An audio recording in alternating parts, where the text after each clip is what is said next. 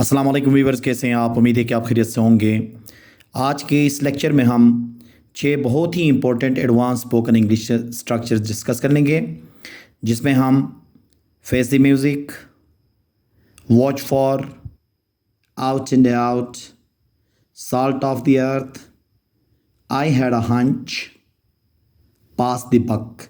अब ये छः जो स्ट्रक्चर्स हैं, ये कौन से ऐसे जुमले होंगे उर्दू के जिनको ट्रांसलेट करने के लिए हम इनको इस्तेमाल कर लेते हैं। तो आज की इस लेक्चर में इनको वन बाय वन तफसीलन डिस्कस कर लेंगे। तो आइए शुरू कर लेते हैं। पहला स्ट्रक्चर है फेस द म्यूज़िक। अब देखें, ये उर्दू में गलती का खमियाजा भुगतना या सज़ा का सामना करना, इसका ट्रांसलेट करने के लिए हम ये इस्तेमाल करते हैं फेस द म्यूज़िक। अब इसको हम मुख्तलिफ एग्जाम्पल्स के ज़रिए समझते हैं। देखें, आपको अपने अमल का खमियाजा भुगतना होगा, या इसको ये भी कह सकते हैं कि आपको अपने अमल का या सज़ा का सामना करना पड़ेगा। You will have to face the music for your action. You will have to face the music for your action. वो इसे टाल नहीं सकते, इन्हें सज़ा का सामना करना पड़ेगा। वो इसे टाल नहीं सकते, इन्हें सज़ा का सामना करना पड़ेगा। They cannot avoid it, they will have to face the music. They cannot avoid it, they will have to face the music. गलती के बाद उसे खमियाजा भुगतना पड़ा। गलती के बाद उसे खमियाजा भुगतना पड़ा। After the mistake, he had to face the music. After the mistake, he had to face the music. अच्छे काम किया करो वरना खमियाजा भुगतना पड़ेगा। अच्छे काम किया करो वरना खमियाजा भुगतना पड़ेगा। Do good deeds or else you will have to face the music. Do good deeds or else you will have to face the music. Face the music किसके लिए इस्तेमाल करेंगे? खमियाजा भुगतना या सज़ा का सामना करना के लिए। दूसरा है वॉच फॉर। वॉच फॉर इस्तेमाल होगा किस चीज़ के लिए? ज़मानत देना। किसी चीज़ का ज़मानत देना या कोई भी ज़मानत देने के लिए हम क्या करते हैं? वॉच फॉर का इस्तेमाल करते हैं। इसका फार्मूला देखें, सबसे पहले सब्जेक्ट आएगा, फिर उसके बाद हेल्पिंग वर्ब, फिर वॉच फॉर, फिर अदर वर्ड्स आएंगे। कभी कभार ये हेल्पिंग वर्ब इस्तेमाल नहीं होता क्योंकि प्रेजेंट इंडेफिनिट में आ जाए तो ये हेल्पिंग वर्ब वहाँ पे इस्तेमाल नहीं होगा। डायरेक्ट सब्जेक्ट के बाद क्या होगा? वॉच फॉर का इस्तेमाल होता है। इसी तरह से पास्ट इंडेफिनिट के अंदर भी पॉजिटिव जो सेंटेंसेस होते हैं उसमें भी हेल्पिंग वर्ब की ज़रूरत नहीं होती है। अब देखें, मैं आपके मोबाइल की ज़मानत नहीं दे सकता। मैं आपके मोबाइल की ज़मानत नहीं दे सकता। I can not watch for your mobile. I can not watch for your mobile. मैं उसकी ईमानदारी की ज़मानत दे सकता हूँ। मैं उसकी ईमानदारी की ज़मानत दे सकता हूँ। I can vouch for his honesty. I can vouch for his honesty. क्या आप इसके काम के मेयार की ज़मानत दे सकते हैं? क्या आप इसके काम के मेयार की ज़मानत दे सकते हैं? Can you vouch for his work quality? Can you vouch for his work quality? उसने रिपोर्ट की दुरुस्तगी की ज़मानत दी। उसने रिपोर्ट की दुरुस्तगी की ज़मानत दी। He vouched for the accuracy of the report.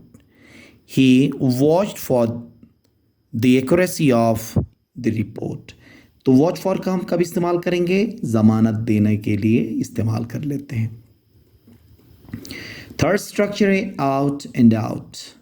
Out and out का इस्तेमाल होता है बिल्कुल या मुकम्मल तौर पर कहने के लिए। ठीक है, जब कभी भी ऐसे अल्फाज आएंगे जिसमें बिल्कुल या मुकम्मल तौर पर, तो इसको इंग्लिश में ट्रांसलेट करने के लिए क्या इस्तेमाल करेंगे? आउट एंड आउट का इस्तेमाल करेंगे।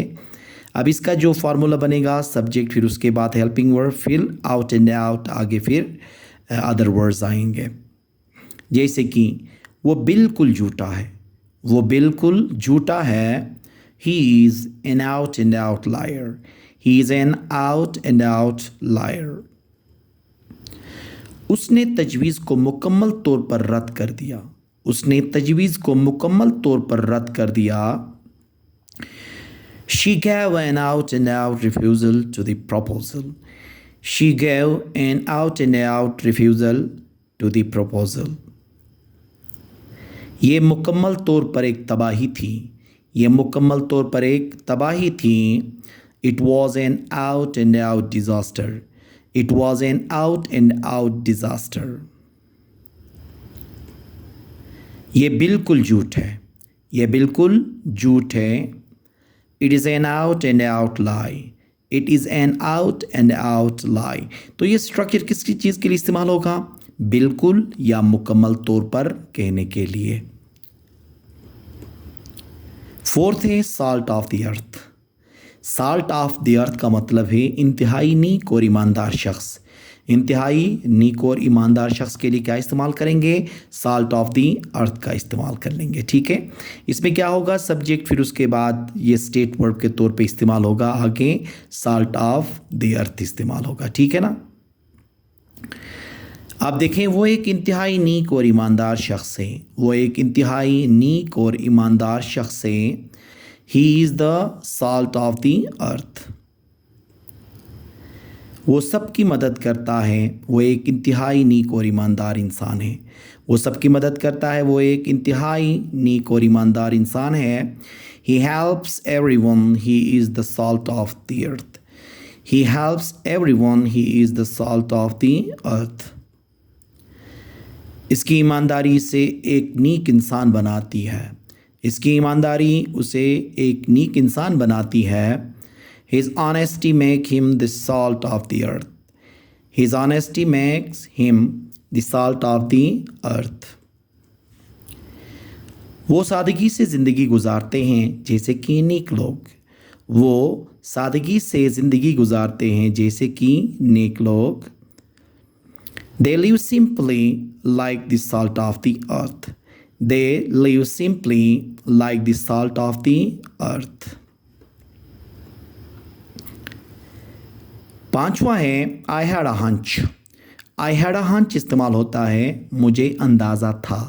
मुझे अंदाज़ा था कहने के लिए आई हैड अ हंच का इस्तेमाल करते हैं, या मुझे एहसास था कहने के लिए भी। इसका फार्मूला होगा आई हैड अ हंच के बाद हम आगे सेंटेंस इस्तेमाल कर लेंगे। जैसे कि देखें, मुझे अंदाज़ा था कि बारिश होगी। मुझे अंदाज़ा था कि बारिश होगी। I had a hunch that it would rain. I had a hunch that it would rain. मुझे अंदाज़ा था कि अहमद सच बोलेगा। मुझे अंदाज़ा था कि अहमद सच बोलेगा। I had a hunch that Ahmed would speak the truth. I had a hunch that Ahmed would speak the truth. मुझे अंदाज़ा था कि आप आओगे। मुझे अंदाज़ा था कि आप आओगे। I had a hunch that you would come. I had a hunch that you would come. मुझे अंदाज़ा था कि वो इम्तिहान पास करेगा। मुझे अंदाज़ा था कि वो इम्तिहान पास करेगा। इसको हम इस तरह से भी कह सकते हैं कि मुझे एहसास था कि वो इम्तिहान पास करेगा। I had a hunch that he would pass the exam. I had a hunch that he would pass the exam. तो I had a hunch किसके लिए इस्तेमाल होगा? मुझे अंदाज़ा था या मुझे एहसास था के लिए इस्तेमाल होगा। लास्ट है हमारे पास पास द बक। पास द बक का इस्तेमाल होता है जिम्मेदारी दूसरों पर डालना या जिम्मेदारी टालना। ठीक है, कि आपको जब कोई जिम्मेदारी मिलती है तो आप क्या करते हो? किसी और पे डाल देते हो। तो इसके लिए क्या हम इस्तेमाल करेंगे? पास द बक का इस्तेमाल कर लेंगे। इसका देखें एग्जाम्पल, आपको ज़िम्मेदारी मुझ पर नहीं डालना चाहिए। आपको ज़िम्मेदारी मुझ पर नहीं डालना चाहिए। You should not pass the buck to me. You should not pass the buck to me. वो हमेशा ज़िम्मेदारी दूसरों पर डालने की कोशिश करता है। वो हमेशा ज़िम्मेदारी दूसरों पर डालने की कोशिश करता है।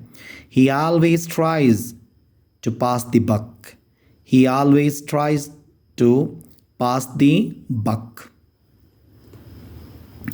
उसे दूसरों पर जिम्मेदारी डालने की कोशिश करते हुए पकड़ा गया। उसे दूसरों पर जिम्मेदारी डालने की कोशिश करते हुए पकड़ा गया। He was caught trying to pass the buck. He was caught trying to pass the buck. अब pass the buck किसके लिए इस्तेमाल कर लेंगे? किसी दूसरे पे जिम्मेदारी डालने के लिए। ठीक है, तो ये जो स्ट्रक्चर्स हमने आज के इस लेक्चर के अंदर डिस्कस कर लिए, बहुत ही इंपॉर्टेंट स्ट्रक्चर्स हैं। ये हम अपनी रोज़मर्रा ज़िंदगी में इस्तेमाल कर सकते हैं और होते भी हैं ये बहुत ज़्यादा इस्तेमाल। तो इसलिए इनकी प्रैक्टिस करें, इनके जुमले बनाएं, स्पीकिंग में इसको इस्तेमाल कर लें, ताकि आपके लिए इंग्लिश बोलना बहुत आसान होगा और ऐसे जुमलों को इंग्लिश में ट्रांसलेट करने के लिए बहुत ज़्यादा आसानी होगी। उम्मीद है कि आज का ये लेक्चर आपको पसंद आया होगा। Thank you very much.